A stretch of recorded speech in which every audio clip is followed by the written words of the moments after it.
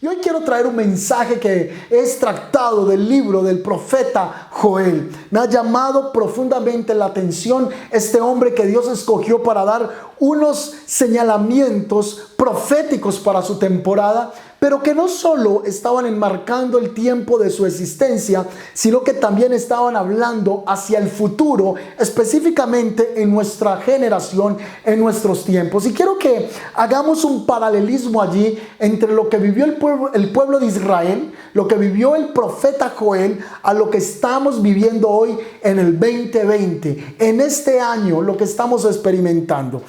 Yo titulé este mensaje, estuve analizando, leyendo, y quise titular este mensaje Despertado por las langostas, o Despertados por langostas. Ese es el mensaje, repítalo, despertados por langostas. No quiero que usted olvide este mensaje hoy, porque será de gran bendición.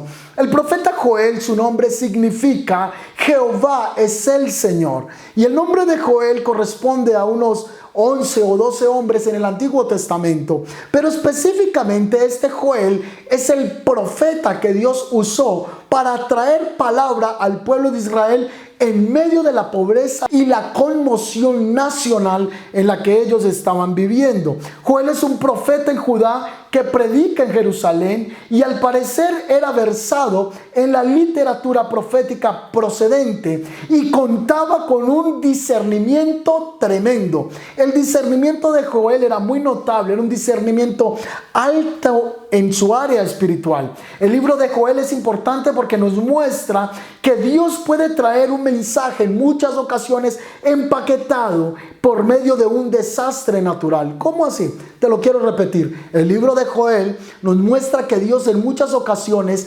trae empaquetado por medio de un desastre natural un mensaje al pueblo de Israel. La verdad es que el libro tiene sus raíces en la desastrosa plaga que vamos a ver en unos segundos o en unos minutos, de la langosta que vino y se comió los vegetales, se comió las cosechas. El profeta Joel nos enseña que el Señor puede valerse de desastres naturales para volver a traer el pueblo a sensibilidad espiritual. Cualquier desastre vamos a ver que Dios usó en ese momento, como fueron las plagas de las langostas, sequías, incendios, y finalmente fue Dios el que lo permitía para que el pueblo de Israel volviese su mirada, volviese su corazón a Él. Antes de continuar leer la palabra correspondiente al libro de Joel, quiero poner un fundamento que encuentro en el Nuevo Pacto, en la segunda carta de San Pedro, en el capítulo 1, versículo 20, porque vamos a hablar un poco de profecía apocalíptica o profecía bíblica.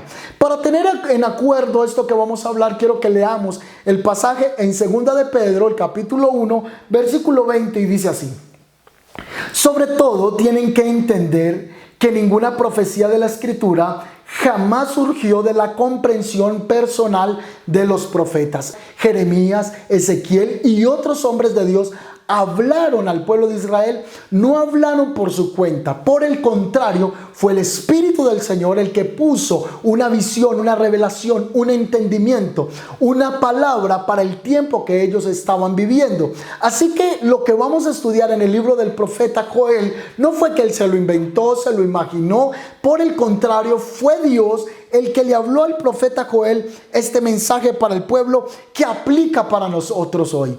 Vamos a ir al libro de Joel. Tome su Biblia, vamos a Joel, el capítulo 1, versículo 1, y dice así: el Señor le dio el siguiente mensaje a Joel, hijo de Petuel. Oigan esto, líderes del pueblo, escuchen todos los habitantes de la tierra. En toda su historia había sucedido antes algo semejante. Hay una pregunta que hace este hombre de Dios al pueblo de Israel, y es que lo que estaban viviendo en ese momento, si antes ya les había pasado, si antes ya les había ocurrido. Cuando yo leo ese pasaje veo que es copy-paste a lo que estamos viviendo hoy día. Estamos viendo en nuestro entorno cosas que en otras generaciones no se habían visto. Sí han habido pestes, han habido situaciones financieras como la situación del 2008 a nivel global, pero lo que estamos viviendo hoy ha hecho que los poderosos, los ricos, los científicos, los hombres de mayor dominio a nivel global estén postrados porque no tienen una solución mediática a lo que se está viviendo. Así que el profeta le está diciendo al pueblo de Israel: ¿ustedes han vivido algo como lo que están viviendo hoy? Hablando de esto, hace poco pude conversar con algunas personas mayores de edad que tienen un poco más de edad avanzada que la que tengo hoy. Bueno, no les voy a revelar la edad del todo hoy, pero personas mayores me han dicho: jamás yo había experimentado lo que estamos viviendo hoy, una pandemia que se ha regado a nivel global y tiene a todos encerrados, muertos de susto, muertos de miedo. Ahora, no solo el tema de una enfermedad, sino un tema de crisis financiera, y no de una nación, sino a nivel de este globo terráqueo. Todos los habitantes de la tierra están preocupados por su salud y por las finanzas. Algo parecido vamos a encontrar ahorita que estaba ocurriendo en los días del profeta Joel. En el versículo 3 dice lo siguiente: cuéntenlo a sus hijos en los años venideros, y que sus hijos lo relaten a sus hijos. Transmitan esta historia de generación en generación. Versículo 4 nos va a mostrar el primer destello, la primera luz de lo que ellos estaban viviendo. Ahora dice así, verso 4: después de que la oruga devoró las cosechas, el pulgón acabó con lo que quedaba. Luego vino el saltamontes y llegó también la langosta. La langosta es una plaga, un animal que en sus etapas de vida tiene 4. La primera que menciona el versículo 4 es la oruga. La oruga es un gusano. Luego habla de su segunda evolución como el pulgón, en su tercera evolución como el saltamontes, y en su cuarta evolución y última manifestación, o ya maduro, este animal es llamado la langosta. Y dice el versículo 4 que vino la oruga, que este gusano comenzó a comerse las cosechas, y lo que no se comió, no terminó de comer la oruga, vino el pulgón y se lo comió. Luego lo que dejó el pulgón, dice otra versión, lo lamió el saltamontes. El saltamontes comió lo que dejó el pulgón y lo que dejó la oruga. Pero lo que no comió el saltón, vino y lo terminó de comer la langosta. Así que vino una devastación primero por la oruga, hubo crisis, pero después de esa crisis vino una crisis fuerte que fue a través del pulgón. No había terminado el pulgón cuando ya estaba el saltamontes comiéndose la vegetación, y luego vino una maldición mayor para el pueblo de Israel, y fue que la langosta en su etapa madura terminó con todas las cosechas. El pueblo de Israel estaba sin comida, estaba sin cómo comercializar, el hambre estaba corriendo las calles en los tiempos del profeta Joel. En el siguiente verso él hace un llamado a los que son dados al vino, al licor, y dice lo siguiente: despiértense borrachos y lloren y giman bebedores de vino. Todas las uvas están arruinadas y se acabó el vino dulce. El profeta Joel está molestando a los que les gustaba mucho el trago, los que les gustaba mucho beber, y le dice: ya es tiempo de enderezar el camino. Es tiempo de apartarse ya del licor. Despierten de esa vida que tenían torcida delante de los ojos del Señor. Ahora, hay algo curioso, porque en el original, en hebreo, la palabra allí que aparece vino y luego vino dulce son dos palabras diferentes. El vino, en la primera etapa del versículo, habla del vino fermentado, y luego en la parte final del pasaje dice el vino dulce. El vino dulce data del vino recién exprimido, el vino que todavía no se ha fermentado. Lo que le está diciendo Joel al pueblo de Israel, a los que eran dados al licor, es: miren, ya no podrán seguir bebiendo como lo venían haciendo, porque ya ni vino dulce que no se ha fermentado, ni siquiera esa base hay ya. Las uvas ya no están produciendo, las higueras están secas a causa de la plaga que se ha experimentado. Y como yo les dije que el profeta Joel es un profeta que utiliza mucho su lenguaje profético y poético, vamos a ver cómo él compara la langosta en su proceder de manera poética. Él dice: un inmenso ejército de langostas ha invadido mi tierra. un ejército terrible, imposible de contar, miles y miles de langostas.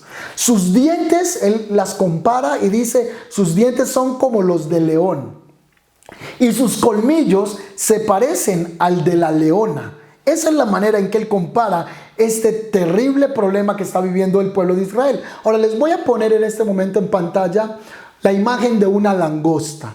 Ahí la tienen en este momento. Y es que la langosta se reproduce a un ritmo rápido y puede haber hasta 80 millones de animales adultos en cada kilómetro cuadrado de un enjambre. Sí, señores, 80 millones de animales adultos por kilómetro cuadrado pueden movilizarse en estas langostas. Así que eran millones de langostas las que estaban dejando en ruina al pueblo de Israel. Hoy estamos viviendo una crisis de salud. Hoy vemos que no solo la salud, sino las finanzas, como les decía ahorita, que está trayendo consecuencias este virus que se está en estos momentos enfrentando. Y el pueblo de Israel estaba viviendo era una plaga de langostas. Ahora, la imagen que viene a continuación es un niño en uno de los sectores de África. Y ustedes pueden ver en este momento que hay millares de estas langostas comiéndose la vegetación. Pero también encontré esta publicación por el periódico El País, en la que nos muestran cómo hay una cantidad de manifestación de esas langostas en diferentes zonas de África. En Tanzania, en Uganda, en Somalia, en Etiopía y en otros sectores aún fuera de África, como Irán, parte de Pakistán, muchas langostas comiéndose en la vegetación. Ahora, tú me dirás, claro, eso ha ocurrido muchas veces anteriores. No, eso ocurrió el mes pasado. Estamos en el mes de abril ahorita. En marzo, a finales de marzo, apareció una nube de langostas que venían sobrevolando del mar Mediterráneo, dirigiéndose hacia África para venir a comerse en las cosechas que ellos tienen y están enfrentando problemas de alimentación de manera terrible. Estas langostas devoran lo que tienen a su paso. El pueblo de Israel estaba viviendo algo parecido a lo que les estoy hablando. Luego dice el siguiente versículo: lloren como una recién casada vestida de luto, quien llora la muerte de su esposo, pues no hay grano ni vino para ofrecer en el templo del Señor. Por eso los sacerdotes están de luto y los ministros del Señor están llorando. Miremos este pasaje y dividámoslo en tres. La primera parte dice: les voy a pedir a ustedes que lloren con el sentimiento y el dolor como de una mujer que se acaba de encontrar o se acaba de unir a quien es ahora su esposo y en la misma noche de las nupcias se ha muerto. Pues imagínate la comparación que está haciendo el profeta Joel al dolor que debe experimentar el pueblo de Israel al haberse encontrado en esa situación. Le está llamando a clamar, a gemir, pero con un dolor como el de una mujer que pierde a su esposo. Yo lo puedo imaginarme, no puedo imaginarme el dolor que pueda experimentar alguien que en la misma noche de matrimonio pierda a su pareja. En este caso le está hablando a la mujer que pierde a su amado. Es un dolor que no podemos calcular en estos momentos. Es un dolor profundo que desgarraría el alma y el corazón. Luego está diciendo: no hay vino para ofrecer en el templo del Señor y no hay grano para traer. Esta segunda parte me está hablando del rompimiento de la relación del pueblo de Israel para con Dios, porque ya conocemos que el pueblo de Israel se relacionaba con Dios a través del templo y a través de las ofrendas. Al no haber grano y al no haber vino, no traían ofrendas a la presencia del Señor, y esto equivalía a una comunión rota con el Señor. El pueblo de Israel estaba en amargura porque no tenían cómo relacionarse espiritualmente con el Señor. No había grano ni vino para ofrecer al Señor. Consecuencia de esto, los sacerdotes que servían en el templo estaban llorando, estaban de luto. Los ministros, los ayudantes de los sacerdotes estaban también en dolor. Luego sigue diciendo: los campos están arruinados, la tierra quedó desnuda, el grano está destruido, las uvas se secaron y se acabó el aceite de oliva. Laméntense ustedes, agricultores, giman ustedes que cultivan vides, lloran porque el trigo y la cebada, todos los cultivos del campo ya están arruinados. No hay alimento, no hay comida. El templo se cerró. Hoy las iglesias, o más bien los locales, los templos, se han tenido que cerrar porque no podemos congregarnos. Hoy la iglesia, de una u otra manera, está en luto, está en dolor. Hay un gemir. Aunque bien esto está resultando para que los corazones se vuelvan al Señor, tampoco podemos ignorar que hay un dolor de no podernos juntar, como San Pablo ya lo expresaba en una de sus cartas a los Corintios, diciendo que la iglesia es un cuerpo. Y cuando nos juntamos como cuerpo, disfrutamos de esa edificación de los unos a los otros. Por eso la palabra nos habla de unos que ayudan a la edificación del cuerpo de Cristo. Y también la recomendación de Pablo de no dejar de congregarnos. Hoy nos duele no poder ir a la iglesia, no poder cantar juntos, escuchar la palabra, servir al Señor. ¿Cuánto amamos servir? Estamos en ese dolor. El pueblo de Israel estaba en esa situación en los días del profeta Joel. El templo estaba cerrado, estaba arruinado. Ahora luego hay una palabra que comienza a ser dirigida a tres entes diferentes de la sociedad en el versículo 13. Lo número 1 es a los sacerdotes, número 2 a los ministros de Dios que representan a los líderes en este tiempo, y número 4 a todas las personas. Leámoslo para comprenderlo. Ustedes sacerdotes, vístanse de tela áspera y lloren. Giman ustedes los que sirven ante el altar. Venga, pasen la noche vestidos de tela áspera, ustedes ministros de Dios, pues no hay grano ni vino para ofrecer en el templo de su Dios. Proclamen un tiempo de ayuno, convoquen al pueblo a una reunión solemne, reúnan a los líderes y a toda la gente del país en el templo del Señor su Dios y allí clamen a Él. Mire bien el pasaje, está diciendo que todos los sacerdotes, el liderazgo y la comunidad en general debía ser convocada a tiempo de humillación, de quebranto y de ayuno, buscando el favor del Señor para sus vidas. Hoy yo creo que Dios está llamando a la iglesia a unirse, a unirnos en oración, en clamor, diciéndole: Señor, sana nuestra tierra. He mencionado este pasaje varias ocasiones y lo quiero volver a traer a colación. Segunda de Crónicas 7:14, ya tú lo conoces. Si mi pueblo que lleva mi nombre se humilla, si ora, si clama, yo les voy a responder, voy a sanar su tierra. Hoy yo creo que tú y yo debemos clamar al Señor como pueblo de Él y pedirle la sanidad de nuestra tierra. Estamos viviendo tiempos difíciles y la iglesia es la solución en esta tierra. Tú y yo somos el pueblo del Señor, tú y yo somos la iglesia y la oración es poderosa. Así que le está diciendo: vengan y clamen, reúnense en el templo.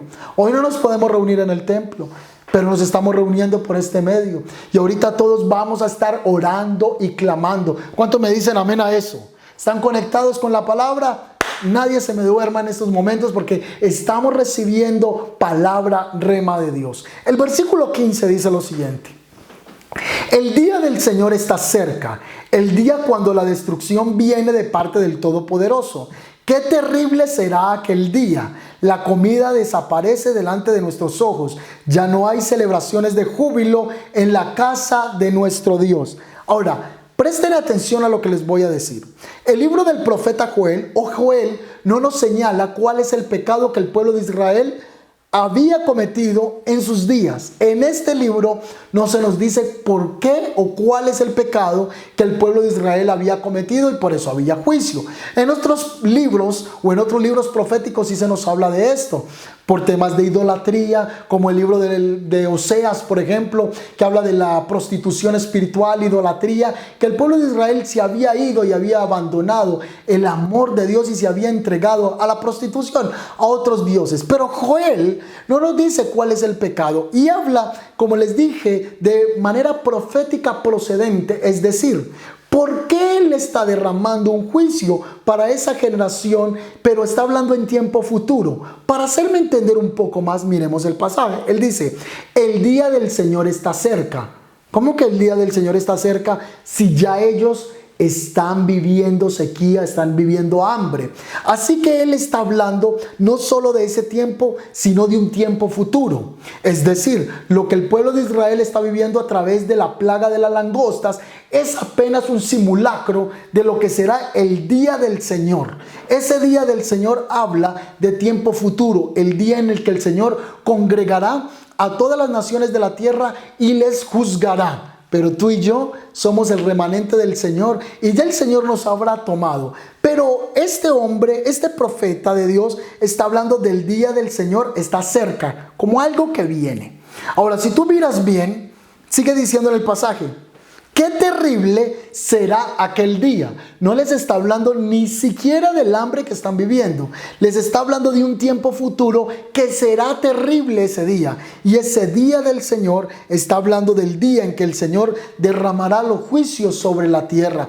Hoy nosotros tenemos que ubicarnos en los tiempos. Lo que estamos viviendo habla de las últimas temporadas, habla de señales de los inicios de dolores sobre la tierra. Y Dios nos está manifestando en este tiempo la comprensión de la palabra para que nos ubiquemos en el marco profético en el que estamos viviendo. Vendrán días de juicio sobre la tierra. Por eso hoy tú y yo tenemos que estar aferrados a la mano del Todopoderoso, de nuestro Salvador, el que dijo: yo soy el camino, la verdad y la vida, a nuestro Señor Jesucristo. ¿Cuántos me dicen amén? Es importante que acerquemos cada día nuestro corazón al Señor. En el versículo 17 sigue diciendo: las semillas mueren en la tierra reseca y las cosechas de grano se pierden. Los establos están vacíos. Claro, están vacíos porque no hay grano que producir, no hay grano que guardar, y los graneros están abandonados, llenos de polvo, no hay nada que hacer allí. Como braman de hambre los animales. Los animales también sufren a causa del pecado de los hombres. Imagínate este tiempo donde hay escasez, de maneras difíciles del hombre movilizarse. Aún muchos animales están siendo afectados en su alimentación a causa del mismo pecado del hombre. En los días de Joel, los animales tenían hambre. ¿Por cuál razón? Ellos estaban, dice, bramando, y las manadas de ganado vagan desorientadas porque no encuentran pasto en los rebaños de las ovejas, y las cabras gimen en su sufrimiento. Wow, esta palabra es tremenda, pero por favor déjeme terminar porque viene la esperanza del Señor. Y hago un paréntesis aquí. ¿Recuerdan en el libro del Éxodo una plaga que vino de parte de Dios para castigar a Faraón? Es una de las 10 plagas que Dios usó para humillar el corazón soberbio de este hombre. Dios envió una plaga para atormentarlos, pero ese mismo Dios que envió una plaga a Egipto es el mismo Dios que ahora está permitiendo esa plaga en los días del profeta Joel para venir a atormentar en juicio a la nación de Israel. Algo tremendo para tener allí en cuenta, que lo vamos a conectar ahorita en algo más que vamos a ir comprendiendo. Versículo 19. Joel, después de que está planteando toda esa situación, que yo creo que no es otra cosa más que la descripción de lo que están viviendo y el anunciamiento de un día futuro que sería más terrible de lo que estaban viviendo, en el verso 19 él convoca al pueblo a encontrar una solución corriendo a los brazos del Señor. Sabe que nuestra ayuda está en las manos del Señor. No hay quien tenga la solución en estos momentos. Solo el Todopoderoso tiene el poder sobre lo que estamos viviendo. Miren el verso 19, dice así: Señor, ayúdanos. El fuego ha devorado los pastos del desierto y las llamas han consumido todos los árboles. Hasta los animales salvajes claman a ti, porque los arroyos se secaron y el fuego ha devorado los pastos del desierto.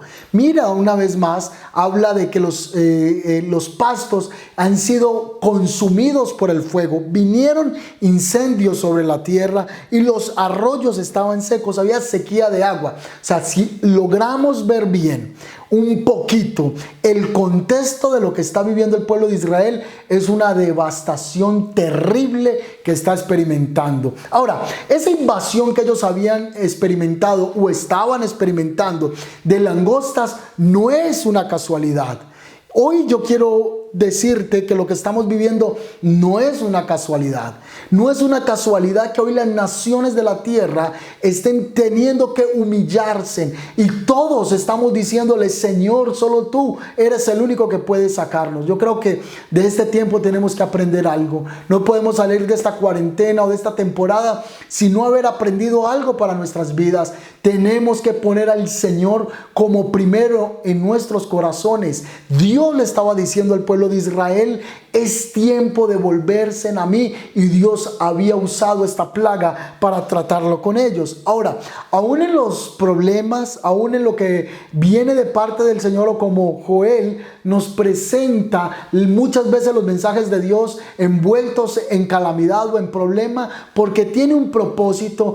Hoy yo creo que lo que estamos viviendo es la expresión también de la gracia de Dios.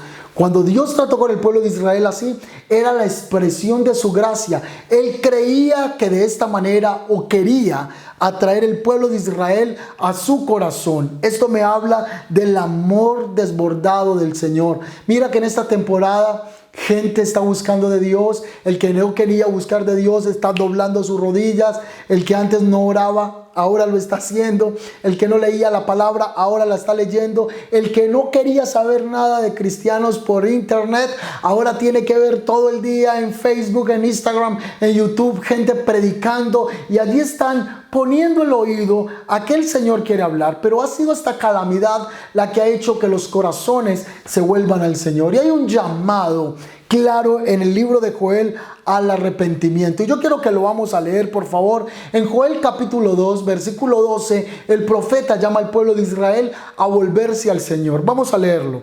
Por eso dice el Señor: vuélvanse a mí ahora, mientras haya tiempo. Hay un llamado a volverse al Señor, pero está diciendo también que la temporada que están viviendo es una temporada favorable para alcanzar el favor y la gracia del Señor. Dice: vuélvanse al Señor mientras hay tiempo.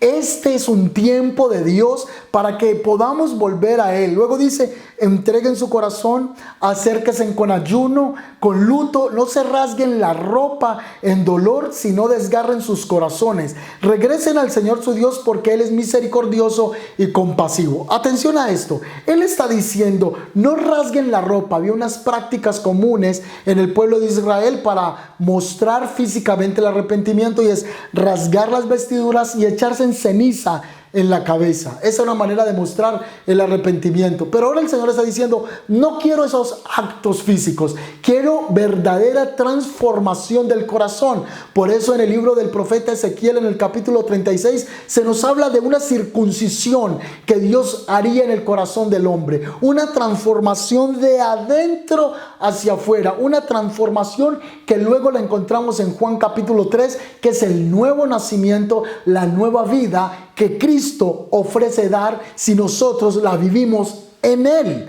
Ahora Él está diciendo: no rasguen la ropa, rasguen el corazón. Humíllense de verdad. Que esto sea un arrepentimiento genuino. Regresen al Señor. Número 2. Ay, mire qué lindo. Dice: porque el Señor es misericordioso y compasivo. Dos características allí que encontramos de las facetas del carácter de Dios: misericordioso y compasivo. Díganlo conmigo fuerte: Dios es misericordioso y compasivo. Voltéese a la esposa, a los hijos, y dígale: Dios es misericordioso y compasivo. Qué bueno saber que Dios es misericordioso y compasivo. Mire lo que sigue diciendo el pasaje: es lento para enojarse y lleno de amor inagotable. Está deseoso de desistir y de no castigar. Mira, Dios no se complace en castigar. Dios permite situaciones para que vengamos a Él, para que volvamos el corazón a Él. En el siguiente versículo dice: ¿quién sabe? Quizá les suspenda el castigo y les envíe una bendición. Wow, mírenlo otra vez. ¿Quién sabe? Quizá les suspenda el castigo y les envíe una bendición en vez de esta maldición. Quizá puedan ofrendar grano y vino al Señor su Dios como lo hacían antes. Toquen el cuerno de carnero en Jerusalén, proclamen tiempo de ayuno, convoquen al pueblo a una reunión solemne. Este es un tiempo para que los grupos Conexión, por favor, estemos orando, estemos ayunando, convoquen la gente a leer la palabra. Preferiblemente el próximo grupo Conexión repasen el capítulo 1 y capítulo 2 del libro del profeta Joel. Enseñemos la palabra, instruyamos en la palabra. Hay tiempo para reír, hay tiempo para jugar, pero ahora hay tiempo de orar, de clamar, de arrepentimiento. Es tiempo de convocar nuestros grupos a la oración. reúnan a toda la gente. ¿A quiénes? A los ancianos, aún a los bebés. Llamen al novio de su habitación y a la novia de su cuarto de espera. En otras palabras, todo debe parar porque hay que buscar del Señor. Que los sacerdotes quienes sirven en la presencia del Señor se levanten y lloren entre la entrada del templo y el altar. Que oren. Perdona a tu pueblo, Señor. Esa debe ser la oración. Perdona a tu pueblo, Señor. No permitas que tu preciada posesión se convierta en objeto de burla. No dejes que lleguen a ser burla de los extranjeros incrédulos que dicen: los ha abandonado el Dios de Israel. Yo creo que este es un tiempo para que nosotros volvamos nuestro corazón al Señor. ¿Cuántos me dicen amén a eso? Lo que vive el pueblo de Israel en los días del profeta Joel es muy parecido a lo que estamos viviendo. Tienen langostas que los está dejando en la ruina, y hoy tenemos un virus que está dejando las naciones afectadas en el área económica, en el área de la salud. Pero recuerda que tú eres el pueblo de Dios. El profeta habló del día terrible. Vendrán juicios mayores sobre la tierra. Por eso tú y yo tenemos que guardar el Salmo 91:1, porque ahí es donde está la clave. El que habita al abrigo del Altísimo, ese morará bajo la sombra del Omnipotente. Tenemos que permanecer en el Señor. Ahora, me parece muy tremendo porque el mismo profeta Joel trae una revelación tremenda al pueblo de Israel. En el versículo 24, él dice lo siguiente: el grano volverá a amontonarse. ¿Cuánto lo creen?